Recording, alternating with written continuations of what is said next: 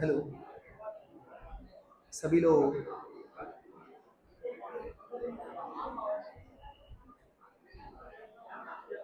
कुछ एक पंक्तियां हम आप लोग एक साथ दोहराते हैं, उसके बाद मंगलमय स्वाध्याय हम आप लोग प्रारंभ करें। बोले सर्वज्ञ शासन की। सर्वज्ञ शासन जयवंत वरते, सर्वज्ञ शासन निर्ग्रंथ शासन जयवंत वरते।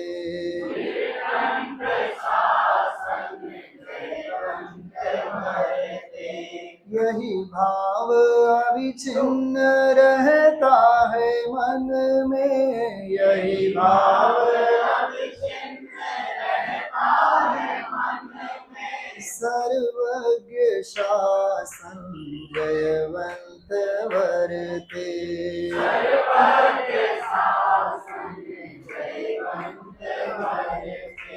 अभ्यास हो तत्व का ही निरंतर, अभ्यास संशय विपर्य अरे दूर भागे।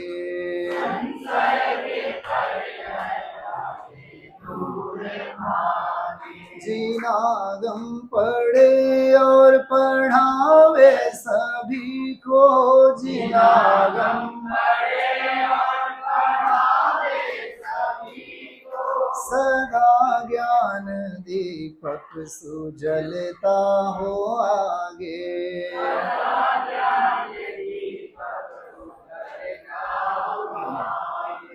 जिन आज्ञा हो शिष्य पर हमारे, जिन आज्ञा हो शिष्य पर हमारे, समाधान हो ज्ञानमय सुखकारी।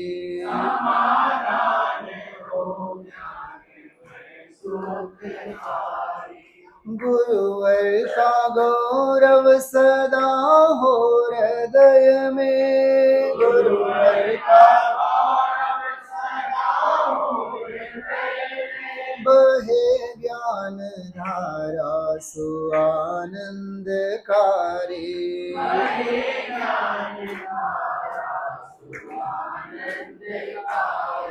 वस्तु स्वभावमयी धर्म सुखमय, वस्तु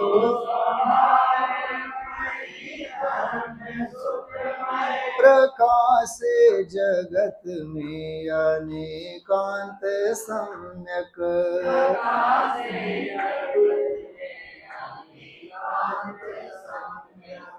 ऊंचा रहे ध्वज सदा शादवादी,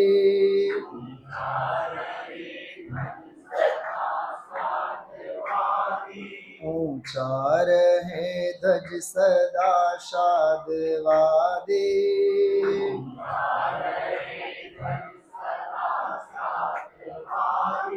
निर्दोष सद्ज्ञान जयवंत वरते।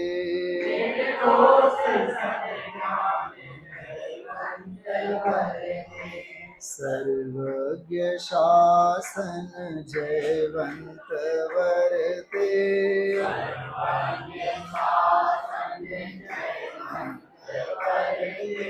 निर्ग्रंथ शासन जयवंत वरते।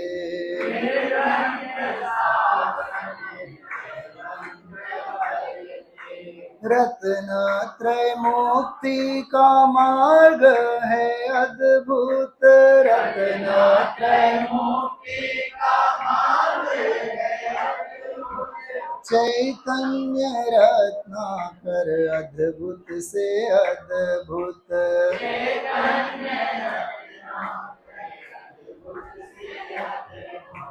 होवे निमग्न हो सर्व प्राणी,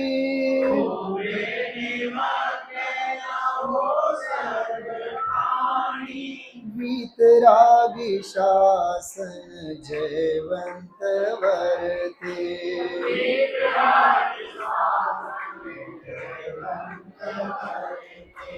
आवागमन से निर्मुक्ति होवे,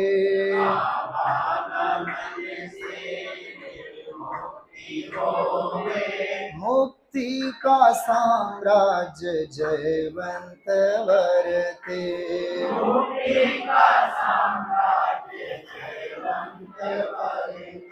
सर्वज्ञ शासन जयवंत वरते।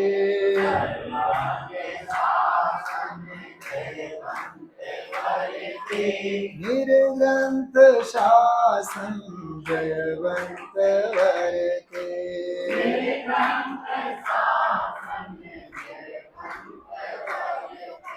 यही भाव अविच्छिन्न रहता है मन में, यही भाव सर्वज्ञ शासन जयवंत वरते।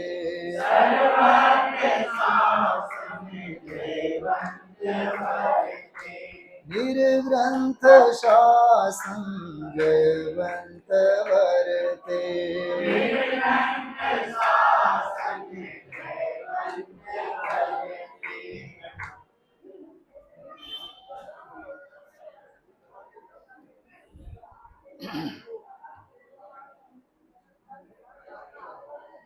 सावधान।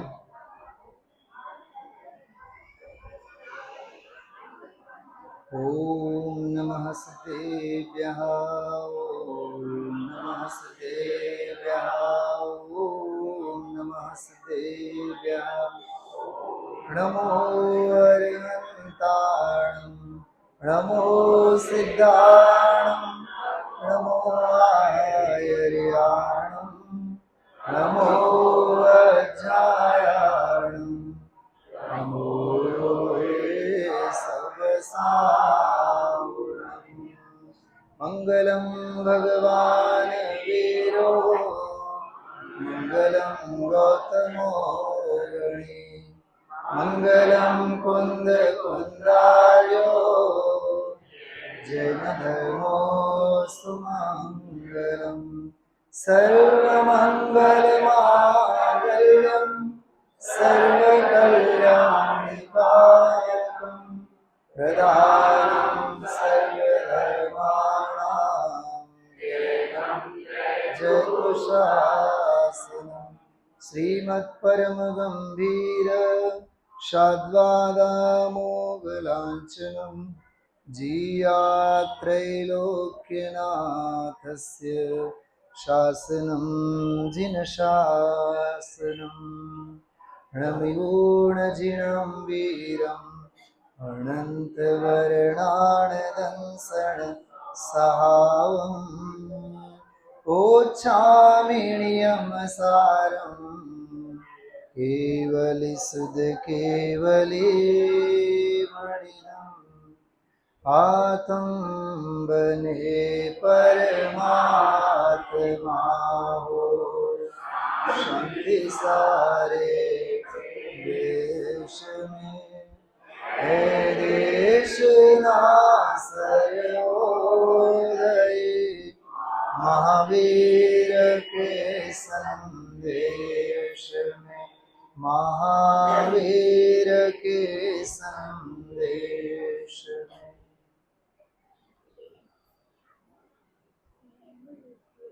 आचार्य कुंकुन देव की अपूर्व रचना, उनकी निजी डायरी भी हम कह सकते हैं, पर्सनल डायरी, निज भावना के लिए लिखा गया शुद्ध भाव अधिकार नियम सार ग्रंथाधिराज।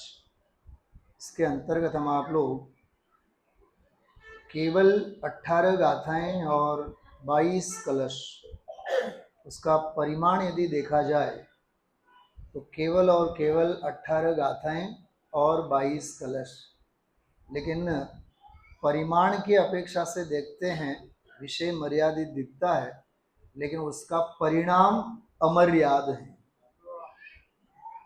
क्योंकि परम पारिणामिक भाव की उद्घोषणा, शुद्ध अंतस्तत्व की अपूर्व चर्चा केवल और केवल आचार्य कुंद देव ने उसकी भावना अपने लिए, स्वयं के लिए भाई हैं। और जैसे कि कल हम आप लोगों ने कहा था कि भावना भाते भाते जिन भाषा वर्गणाओं का सातिशय पुण्य का योग था, वे भाषा परमाणु यहाँ शब्द के रूप में बने और शास्त्र का आकार लेकर के हम आप लोगों के हाथों में है। कुंद कहान तीर्थ सुरक्षा ट्रस्ट स्वर्ण जयंती महामहोत्सव सागर के आंगन में संपन्न करने के निर्धार के साथ जितने भी हमारे वरिष्ठ समाज के स्तंभ हैं, समो शरण में मानस स्तंभ होते हैं, समाज में ऐसे श्रेष्ठ स्तंभ होते हैं। और शायद आप लोगों को ख्याल हो, मान शब्द जो हैं वो मात्र मान कषाय के ही अर्थ में प्रयुक्त नहीं होता है। वो मान अर्थात वो मापने का साधन। तो मान स्तंभ का दूसरा नाम है ज्ञान स्तंभ। मान स्तंभ का अर्थ होता है ज्ञान स्तंभ। कहा तो ये भी जाता है कि मान जिसे देखने भर से स्तंभित हो जाता है। पता नहीं, हमें तो अध्यात्म की शैली में तो ऐसा लगता है जिसका ज्ञान ही स्तंभित हो जाता है। क्योंकि जैसे भक्ति में हम आप लोगों ने कल भी ली थी, ज्ञान विज्ञान हो गया, लेकिन उसमें तो भव भव निकल जाए। ज्ञान विज्ञान बनने में भव भव निकल जाए। हो जाए तो अंतर मुहूर्त में हो जाए, नहीं होवे तो 30 साल तक भी नहीं होवे। क्या? ज्ञान का विज्ञान घन। देखिए, 2 दिन के स्वाध्याय में हम आप लोगों ने नियम सार की समग्र विषय वस्तु देखी है। 12 अधिकारों की बात चली है। प्रथम 3 अधिकारों का क्या स्थान है और अंतिम 8 अधिकार, बीच का शुद्ध भाव अधिकार जो अपन ले रहे हैं उसको छोड़ करके मैं बात कर रहा हूं। परमार्थ प्रतिक्रमण अधिकार से लेकर के शुद्धोपयोग अंतिम अधिकार तक, ये सारे के सारे साधक दशा की आनंद की तरंगों का परिचय है। चाहे वो भूतकाल के किए हुए दोष हुए हैं, जो दोष उनके त्याग रूप परमार्थ प्रतिक्रमण अधिकार हो, अथवा परम आलोचना अधिकार वर्तमान के दोषों के त्याग से संबंधित हो, चाहे वो संभावित जो भविष्य के दोष हैं, संभावित हुए नहीं है अभी लेकिन पर्याय का सत्य है, भूमिका के अनुसार संभावित हैं, उनकी भी त्याग की भावना वर्तमान में ही साधक करता है। कैसी गजब की बात है। प्रतिक्रमण का संबंध भूतकाल के दोषों से है, प्रत्याख्यान भविष्यत काल के दोषों से है, आलोचना तो वर्तमान से संबंधित है ही, लेकिन तीनों के तीनों संपन्न तो होते हैं वर्तमान में ही। तीनों के तीनों संपन्न तो होते हैं वर्तमान में ही। 12 नवंबर 1945 का गुरुदेव श्री का एक प्रवचन है। 1945 1945, और वो व्याख्यान है प्रदीप जी भाई साहब, दिवाली के दिन का। जैसा अपन कहते हैं कि आज के दिन भगवान महावीर स्वामी निर्वाण पधारे। इतने भर के वाक्य की चर्चा पूज्य गुरुदेव श्री ने लगभग 20-25 मिनट किए है उसमें, और उस लोक व्यवहार की प्रसिद्ध उक्ति को अध्यात्म के रंग में उन्होंने डुबो करके उसका अर्थ घटन किया। मैं यहाँ शुद्ध भाव की बात कर रहा हूँ, ध्यान रखना आप लोग। शुद्ध भाव अधिकार में जो है वाली बात है, तो स्वभाव भाव हैं, जो निगोद में सो ही मुझ में, सो ही मोक्ष मजार, अंतर भेद कछु भी नाही, भेद गिने संसार। ऐसा जो शुद्ध निखालस शुद्ध स्वभाव भाव, एक भाव, ज्ञायक भाव, सामान्य भाव, सदृश भाव, त्रिकाल विद्यमान स्वभाव भाव, स्वभाव, ऐसा वह स्वभाव, उसकी बात अपन कर रहे हैं। तो बात यह है कि आचार्य कुंद कुंद देव ने जो पांचों परमागमों में इन अधिकारों की, इन प्रकरणों की चर्चा की है, जैसे परसों के स्वाध्याय में अपन ने बात की थी, ऐसा लगता है मानो आचार्य कुंद कुंद ने जीवन के अंतिम पड़ाव में नियम सार की रचना की होगी। समोशरण में से आए, विदेह क्षेत्र से आए, आते ही से प्रवचन सार की मानो रचना की हुए, और बिल्कुल जीवन के अंत में समाधि में स्वरूप गुप्त होने की तैयारी, और वो निज भावना के लिए ही और निज भावना के अर्थ नियम सार की रचना की है। गुरुदेव श्री वहां अर्थ करते हैं, हम बोलते हैं ना कि आज के दिन भगवान महावीर स्वामी निर्वाण पधारे, ऐसा नहीं बोलते हैं कि आज के दिन निर्वाण पधारे थे, ऐसा नहीं बोलते हैं। गुरुदेव श्री अर्थ कर रहे हैं कि आज के दिन निर्वाण पधारे। सबसे पहली बात, भगवान महावीर स्वामी तो एक प्रतीक के रूप में उस प्रसंगोपात उनका स्मरण किया गया, लेकिन ये निर्णय किसने किया कि आज के दिन भगवान महावीर स्वामी निर्वाण पधारे? तो गुरुदेव से कहते हैं ज्ञान की पर्याय नहीं किया, ज्ञान की पर्याय नहीं किया। तो ज्ञान में ही तो स्वीकार में आया ना कि आज के दिन भगवान महावीर स्वामी निर्वाण पधारे। तो जब जानने वाली वर्तमान की ज्ञान की पर्याय वर्तमान में है, तो आज के दिन भगवान महावीर स्वामी निर्वाण पधारे, वो ज्ञान में भूतकाल कैसे लागू होगा? वो सामने वाले निर्वाण पधारे हुए भी भगवान महावीर स्वामी वर्तमान में ही उनके ज्ञान में वर्त रहे हैं, क्योंकि ज्ञान वर्तमान होता है तो ज्ञेय भी वर्तमान होता है, ये न्याय वहां दिया। और केवल महावीर स्वामी की बात नहीं है, केवल भूतकाल के महावीर स्वामी और अन्य तीर्थंकरों की बात नहीं है, त्रिकालवर्ती जितने भी निर्वाण को पा गए हैं, निर्वाण को पा रहे हैं और भविष्य में भी निर्वाण को पाते रहेंगे, उन सब का निर्णय एक समय की ज्ञान की पर्याय में आया कि आज के दिन भगवान महावीर स्वामी निर्वाण पधारे। गुरुदेव श्री ने एक उदाहरण दिया, अपने बुजुर्गों का फोटो जैसे घर में होवे और अपने घर में कोई आए तो अपन कहते हैं कि ये हमारे पिताजी हैं, पिताजी थे थोड़ी ना कहते हैं, ये हमारे परदादा थे ऐसा थोड़ी ना कहते हैं। जैसे मैं पूछूं नेपाल जी भाई साहब ये कौन थे,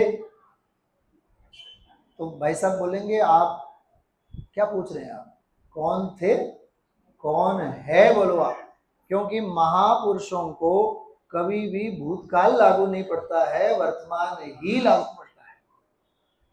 बात समझ में आ रही है? ऐसा ही अरे जब प्रथमान योग के महापुरुषों आदिकों के निर्वाण आदि के प्रसंगों को भी जब वर्तमान लागू पड़ता है, तो हाजरा हजूर देह रूपी देवालय में विद्यमान जो भगवान आत्मा है, उसको आत्मा था अथवा आत्मा रहेगा ये कैसे लागू पड़ेगा? वो तो आत्मा है और है। गुरुदेव श्री इसके लिए बोलते थे कि 6 6 6 इज इक्वल टू 6, है मतलब है, वो होगा और था ऐसा नहीं। बात समझ में आ रही है? तो वो जो है वाला त्रिकाल विद्यमान स्वभाव भूत जो भगवान आत्मा है, कल रात्रि की भाषा में कहें 1 किलो के गहने नहीं, 1 किलो वो सारा का सारा सोना। और अभी आप लोगों का शायद ध्यान गया हो, पूज्य बहन श्री के वचनामृत का गुरुदेव श्री जो बोल याद कर रहे थे, बहुत अलौकिक बोल था। कंचन ने कांट लागे नहीं, अग्निमा उदय होय नहीं। अरे स्वभाव और स्वरूप में कभी भी कांट लगे नहीं, अपूर्णता होवे नहीं, उसमें विपरीतता नहीं होवे, अज्ञान नहीं होवे, अशुद्धि नहीं होवे। स्वामी जी तो पूरे गुजराती की वर्णमाला के आधार से अर्थ करते हैं, अ आ ई उ उनको घटित करके बताते हैं। कहने का मतलब ये है कि अपने आप को अल्पज्ञ न मानो, अपने आप को विभाव भावों के आगोश में, संयुक्त परिणामों के काल में, संयोगों के काल में भी असंयुक्त स्वभाव को समझो। बात समझ में आ रही है? हम तो मतिज्ञानी, हम तो अल्पज्ञानी, हमें तो क्या समझ में आएगा। अरे दौलत राम जी साहब ने तो उसको अग्रहित मिथ्यात्व में खड़ा किया है। मैं सुखी, मैं दुखी, मैं रंक राव, सारी जो लिस्ट गिनाई है, अरे मैं मूर्ख और मैं प्रवीण, ये सब अग्रहित मिथ्यात्व के चिन्ह हैं। जिसे शुद्ध स्वभाव भाव का, एक ज्ञायक भाव का ज्ञान नहीं होता है, वे इन पर्यायों की अपेक्षा से इन पर्यायों में रागादि भाव करता हुआ मान्यता का पोषण करता है।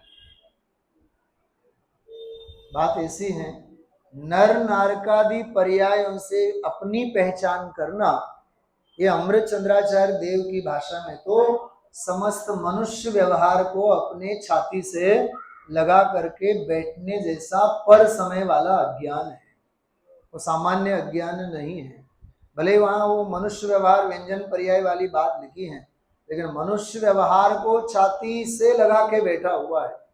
हम तो बड़े सेठ हैं, गुरुदेव से कहते थे सेठी भैंस ने हेटी, हेटी मतलब नीचे बैठ जा, भले आपने आपको किस्मर खान बन के आते हो। कहने का मतलब ये है कि स्वभाव की उद्घोषणा, शुद्ध स्वभाव का ज्ञान और स्वभाव की ऊर्ध्वता, अरे पहाड़ जितनी भी प्रतिकूलता आ पड़े तो भी ज्ञायक स्वभाव की धुन हमारी छूटनी नहीं चाहिए।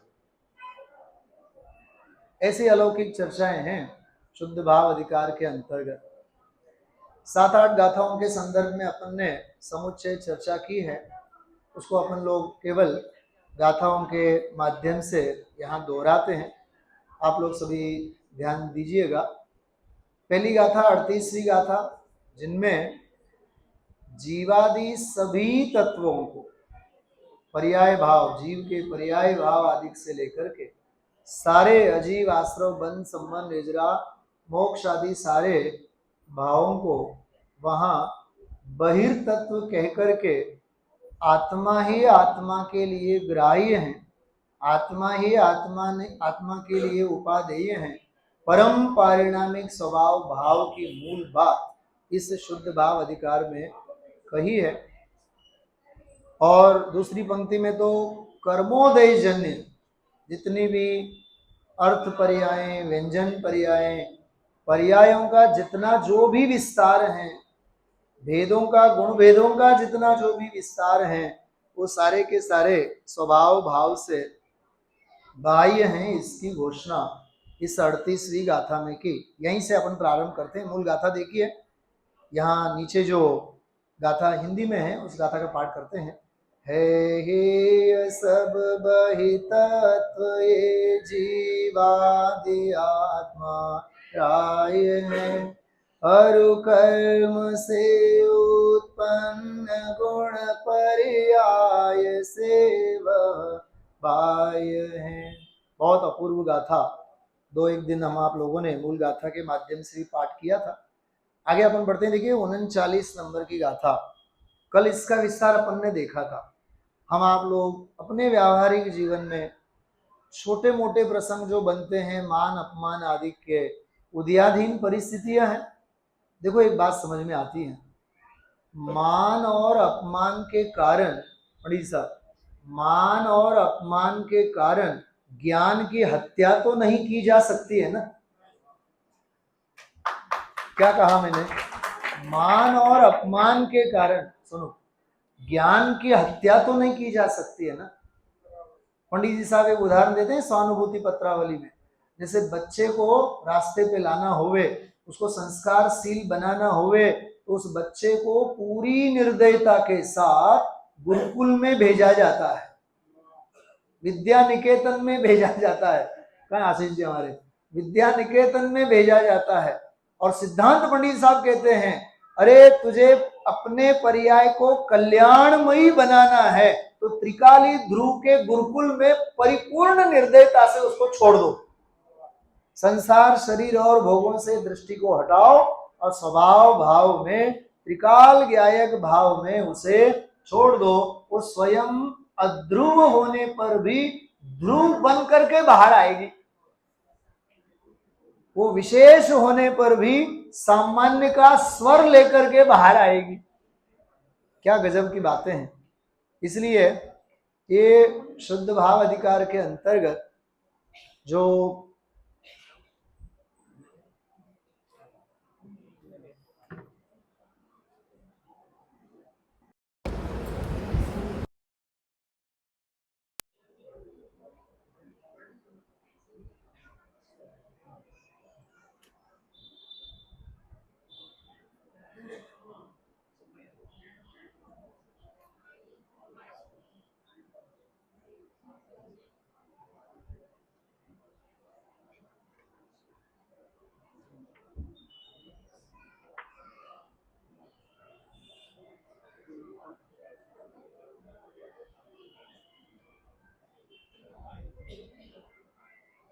कभी मान मिला जी भर भर कर, अपमान हुआ जी भर भर कर, इस मान अपमान के खेल में हम मस्त रहते हैं, हम मस्त रहते हैं। कल क्या कहा था अपन ने? भगवान की वाणी में हे भव्य ऐसा संबोधन आया, उससे बड़ा कोई सम्मान नहीं होता। और हे अज्ञानी, अरे हे अंध प्राणी, 138वें कलश में तो हे अंध प्राणी, 14वीं गाथा की टीका के अंतर्गत रे आत्मपंसन, हे आत्मघाती कहा। इससे बड़ा कोई अपमान नहीं होता। बात समझ में आ रही है?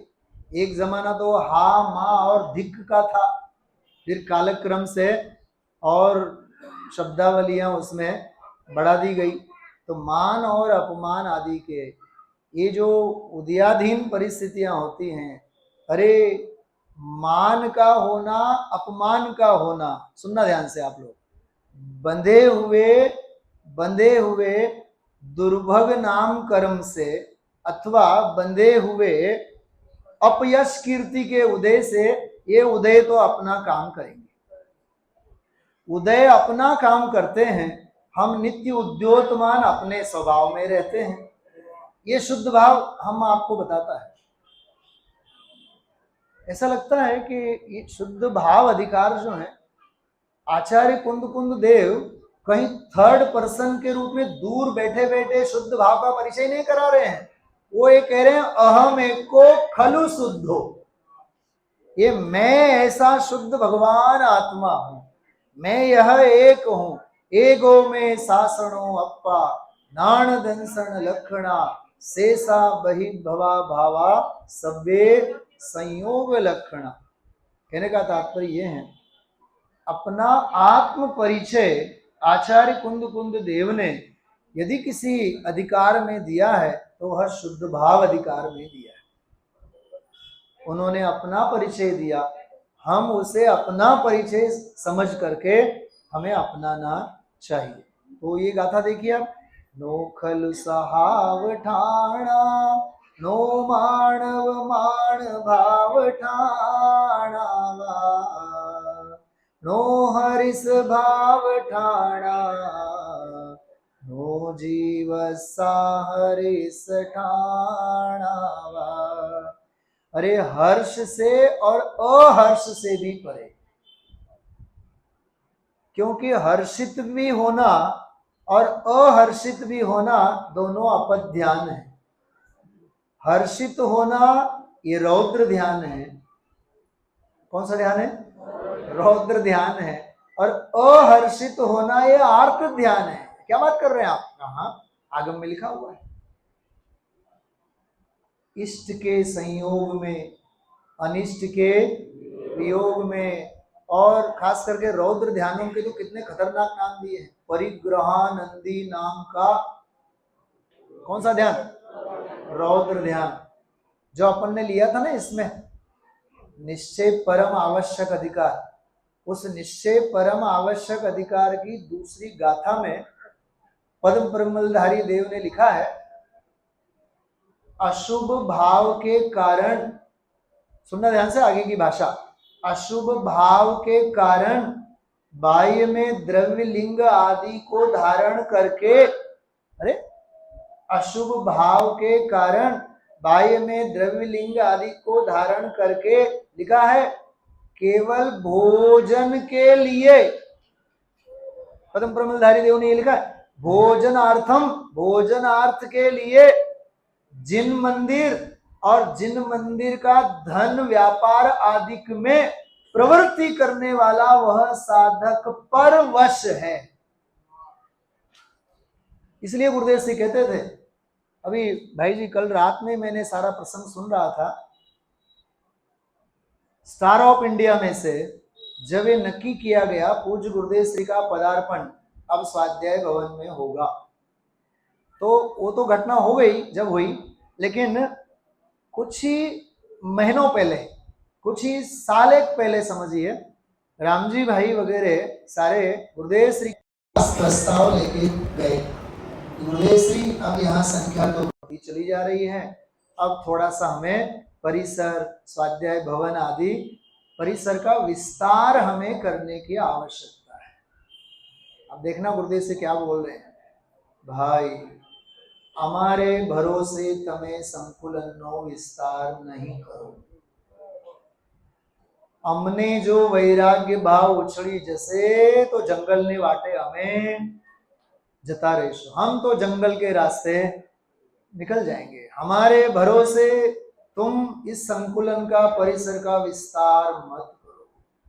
क्या धन्य है उस जीव की निष्पृहता।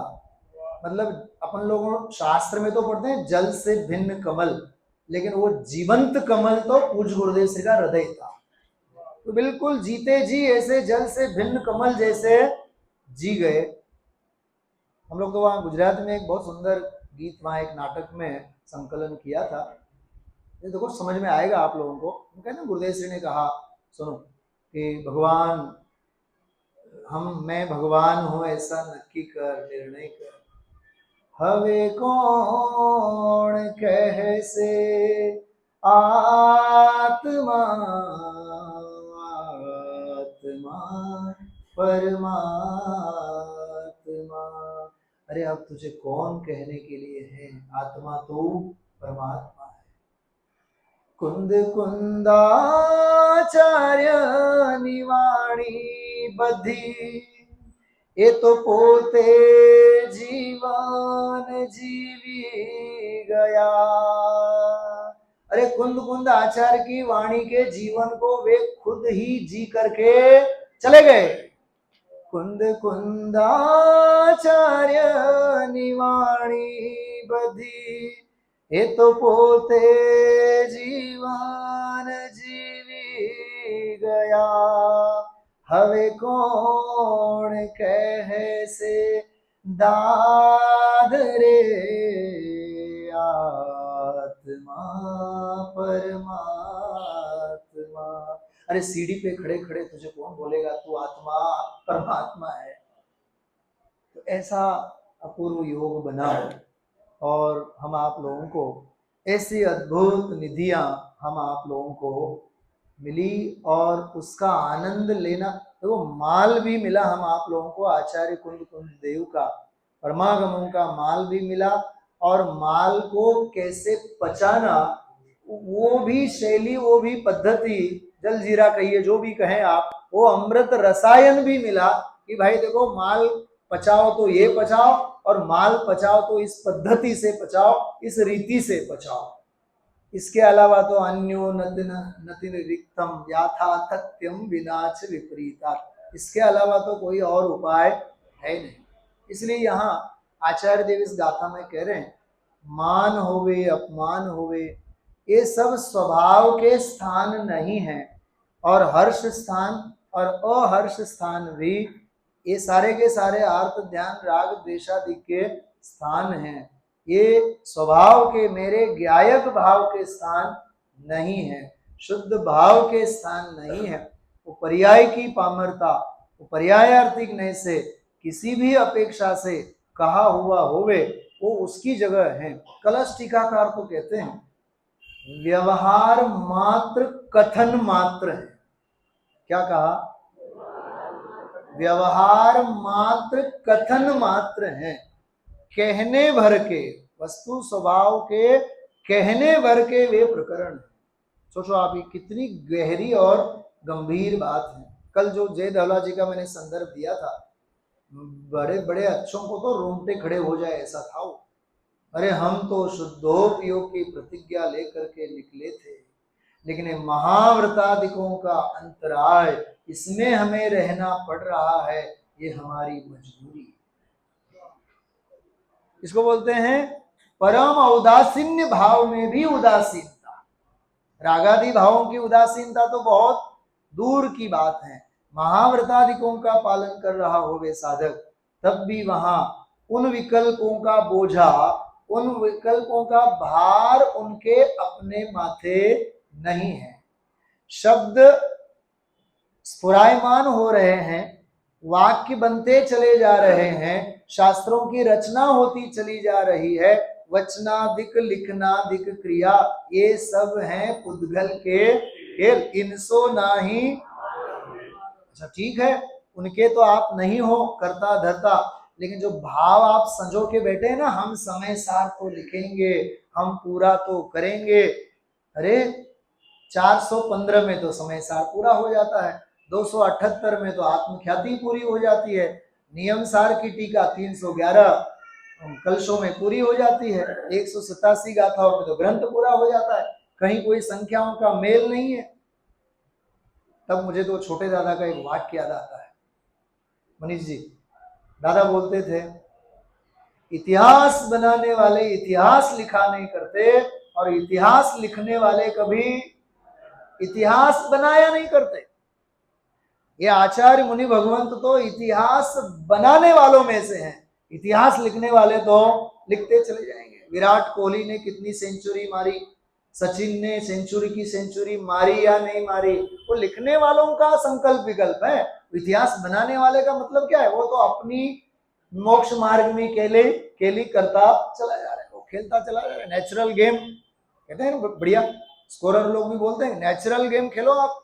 अरे ये तत्व का ऐसा है, भेद विज्ञान जग्यो जिन के घट, शीतल चित भयो जिने, चंदन शांत रस में डूबो। अरे जगत में केली करने वाले मुनि भगवंतों की जैसी अंदर की केली, और ऐसे मुनि दशा को, ऐसी अंतरात्म दशा को, ऐसी साधक दशा को जिनागम में स्थान दिया गया है। आप बताइए, शास्त्र में कहीं भी उपसर्गों से भागे हुए मुनिराजों की कथा हो तो बताओ। हजारों कथाएं, अभी रत्न सावकाचार्य में भी वारी सेन, कौंडेश, चार दान में सारे प्रसिद्ध महापुरुषों की कथाएं, सारी पॉजिटिविटी भरी है, सकारात्मक चिंतन से सारा जिनागम भरा हुआ है। देखो और एक बात कहूं, अशुद्ध भावों की कथा करने वाली कथाएं बहुत हैं, शुद्ध भाव की कथा करने वाली तो बात एक ही है। नियम सार में है शुद्ध भाव अधिकार, और यही वो शुद्ध भाव है जिसके बलबूते वो शुद्धोपयोग प्रकट होता है। क्या कहा? वो परमार्थ प्रतिक्रमण प्रकट होता है, अरे वो परम आलोचना प्रकट होती है, वो निश्चय प्रत्याख्यान प्रकट होता है, और इसमें लीन रहना यही तो निश्चय परम आवश्यक है, और यही तो श्रेष्ठ भक्ति है, और क्या कहें, यही तो परम समाधि है। सारे अधिकारों के नाम है जो मैंने बोल दिए अभी। ऐसा यह नियम सार। आगे देखिए आप, आचार्य कुंद का जो काल था, वो करणान योग और आगम शैली की चर्चाओं से चारों तरफ छाया हुआ था। पूरा प्रभाव प्रभुत्व आगम शैली, षटखंडागम, करणान योग, ये सारे कर्म व्यवस्था और कर्म सिद्धांत की परिचर्चाओं से भरा हुआ था। अध्यात्म के उद्गाता, अध्यात्म के जन्मदाता कोई है तो आचार्य कुंद देव है। अरे रे, तुम कर्मों की, कर्म सिद्धांतों की, बंध व्यवस्था की, छूटने की केवल भावना भर के तुम करते रहोगे तो कर्म बंधनों से कभी भी नहीं छूटोगे। सीधी सी बात है, बंधन के होते हुए भी जो अबंध आत्मा है हम उसकी बात करते हैं। क्या कहा? देखो, आगम कहता है आत्मा बंधा हुआ है और अध्यात्म उसमें से रास्ता निकालता है। ठीक है, बंधा हुआ है, लेकिन उस समय भी आत्मा तो बंधन से परे है, अबंध आत्मा है। उसके लिए 14वीं 15वीं गाथा में सबसे पहला विशेषण दिया अबद्ध और अस्पष्ट। बात समझ में आ रही है? ये गाथा देखिए, 40वीं गाथा। नोठी दिबंध ठाणा पयड़ी ठाणा पदेश ठाणावा नो अणुभाग ठाणा जीवसण उदय ठाणावा। प्रकृति स्थान, प्रदेश स्थान, अनुभाग स्थान, उदय स्थान। और यदि गिनना हुए ना, वो 10 की 10 सारी अवस्थाएं कर्मों की, उत्कर्षण, अपकर्षण, निधत्ति, निकाचित, जिसे जो भी गिनना है गिने। लेकिन कर्म मात्र की जो दशा है, कर्म मात्र की सत्ता है, वह निष्कर्म स्वभाव में तो है ही नहीं। स्वराज्य मेरा जन्म सिद्ध अधिकार है दीपक जी, और हम उसे प्राप्त करके ही, तिलक जी ने 1947 में घोषणा नहीं की थी? ये 1857 के बाद तो इस सूत्र का सूत्रपात हो गया। तो कहाँ 1857, कहाँ 1947, लगे कितने साल? 90 साल। स्वतंत्र तो होंगे जब होंगे, लेकिन हम कह रहे हैं हम स्वतंत्र हैं। क्या कहा? स्वतंत्र तो होंगे जब होंगे, वो पर्याय की रामायण है। हम तो स्वतंत्र ही हैं। मैं रंग राग से भिन्न, भेद से भी मैं भिन्न, इसकी कथा चल रही है। रंग राग से भिन्न, भेद से, रंग से, पर द्रव्यों से, राग से, ये सारे विभाव भावों से, और भिन्न भेद से भी मैं भिन्न निराला हूं। गुण भेद से भी परे और पर्याय भेद से भी परे, ऐसा मैं द्रव्य कर्मों से, भाव कर्मों से, नो कर्मों से, अरे गुण भेदों से भी और पर्याय भेद से भी भिन्न, ऐसा मैं भगवान आत्मा। तो गुण किसके हैं? द्रव्य स्वभाव के ही हैं। पर्याय किसके हैं? कि गुणों के ही हैं। वो गुण पर्याय किसके हैं? कि मुझ द्रव्य के ही हैं। गुण भेद नहीं है? नहीं है। जब हम अभेद द्रव्य की दृष्टि करते हैं तो हमें गुण भेद दिखते ही नहीं। है तो सही, हाँ है तो सही, संज्ञा, संख्या, लक्षण, प्रयोजन आदि से। और उसके लिए तो पुरुषार्थ सिद्धिपाय में आचार्य ने लिखा ही है, अबुधस्य बोधनार्थम बोधयंती मुनीश्वरा भूतार्थम, वहां तो लिखा ही है। देखिए, समझने का विषय अलग होता है, समाने का विषय अलग होता है। क्या कहा?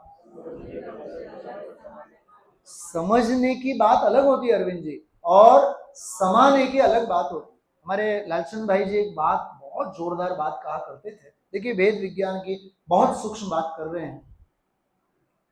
प्रगट जो उपयोग है, क्या कहा? जिसे आचार्य कुंद उमा स्वामी देव ने उपयोगो लक्षणम कहा। आचार्य कुंद की बात है वो मूल गाथाओं में। तो कहते हैं प्रगट जो ज्ञान है, उस प्रगट ज्ञान को तुम विभाव का अंश लेते हो या स्वभाव का अंश लेते हो। तो कला, देखने की कला देखो आप। कहते हैं यदि उसे तुम विभाव का अंश के रूप में देखोगे, तुम्हें 3 काल में कभी भेद ज्ञान नहीं होगा। और उसे तुम स्वभाव का अंश के रूप में देखोगे तो तुम्हें भेद ज्ञान की जरूरत नहीं है। क्या कहा? अरे वो स्वभाव का अंश है। उस स्वभाव के अंश को, टोडरमल जी साहब ने जो बादलों का उदाहरण दिया है, सूरज का उदाहरण दिया है, वो एक भी किरण, एक भी अंश, वो जो उसकी जो आभा मात्र भी दिख रही है, वो सर्वस्व सूरज की सत्ता को बता रही है। क्या कहा?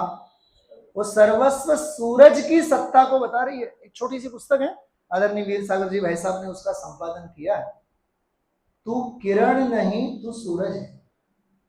क्या कहा? तू किरण नहीं, तू तो सूरज है। अरे तू सूरज है, तू कहां किरणों के चक्कर में पड़ा हुआ है। मुझ ज्ञान सिंधु मेरे बस ज्ञान ही ज्ञान भरा, मेरी ज्ञान तरंगों में ज्ञायक साम्राज्य भरा। कह रहे हैं ज्ञान की तरंगों में, पंडित साहब की रचना है, बहुत प्राचीन रचना है। मेरी ज्ञान की तरंगों में साम्राज्य किसका भरा हुआ है? उन तरंगों से पूछो, who are you? Deepak ji, बड़े बड़े जो उछल रहे हैं ना, जो सुनामी के लहरें उछल रही हैं, उनसे पूछो कि तुम ऐसे ही संडे वाले हो, मंडे वाले हो या सुनामी वाले हो? तो कहते हम तो भाई देखो, तुम कह रहे हो इसलिए हम स्वीकार कर रहे हैं, लेकिन हम अपने आप को लहरों के रूप में अपना परिचय देना हमें पराश्रित परिचय लगता है। हम तो समंदर हैं, हम तो सागर हैं। मुझ ज्ञान सिंधु मेरे बस ज्ञान ही ज्ञान भरा, मेरी ज्ञान तरंगों में ज्ञायक साम्राज्य भरा। ज्ञायक ज्ञायक ज्ञायक ज्ञायक ही जीवन है, ज्ञानी के सहारे हो अनुभूति में आए हो। मेरे ज्ञायक प्रभुवर तुम बस एक सहारे हो, ज्ञानी के सहारे हो। गजब की बात है। सहारा ज्ञायक का और वेदन पर्याय का। क्या कहा गुरुदेव जी का? बहुत गजब का उद्गार है। 10 सिद्धांत हैं अद्भुत। आलंबन ज्ञायक स्वभाव का, वेदन मात्र पर्याय का।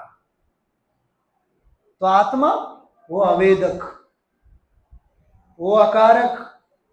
320 321 इन गाथाओं में तो आत्मा का वेदन नहीं होता है, होता भी है और नहीं भी होता है। द्रव्य स्वभाव को द्रव्य स्वभाव की दृष्टि से देखो तो नहीं होता है, और पर्याय को अनुभव करते हुए देखो तो होता है।